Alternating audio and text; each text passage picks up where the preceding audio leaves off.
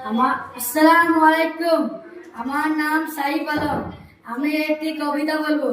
কবিতাটির নাম ভোর দুপুরে, কবি নীরেন্দ্রনাথ চক্রবর্তী। ওই যে অসহ গাছটি হতো প্রতীক জনের ছাতা, তলায় গাছে গলছে খানিক আদর করে পাতা।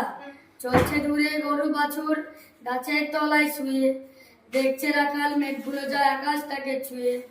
খোলের মধ্যে বোঝাই করে শুকনো করে রাখি, নদীর ধারে বাঁধা কাদের ওই বড় নৌকাটি। কেউ কোথাও নেই, বাতাস ওড়ায় নিঃসাদা ধুলো। ভোর দুপুরে যে যার ঘরে ঘুমোচ্ছে লোকগুলো। শুধু কি আর মানুষ ঘুমায়, যে জানে সে জানে। ভোর দুপুরে লোকগুলো আঁচল পেতে ঘুমোচ্ছে বিশ্বভবন এখানে। আমি ছাত্র সুনীলময় বসু।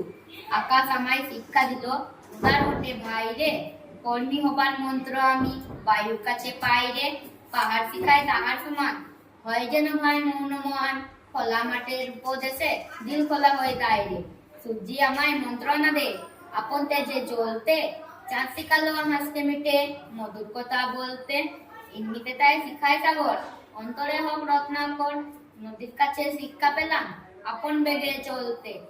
মাটির কাছে সহিষ্ণুতা পেলাম আমি শিক্ষা। আপন কাজে কঠোর হতে পাখান দিল দীক্ষা। ঝর্ণা তাহাই সহজ গানে গান জাগালো আমার প্রাণে। শ্যাম বনানী সরস্বতা আমায় দিল ভিক্ষা।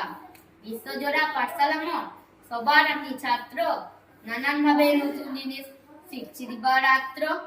এই পৃথিবীর বিরাট খাতায় পাঠ্য যেসব পাতায় পাতায়, শিখছি যেসব কৌতূহলে সন্দেহ নেই মাত্র।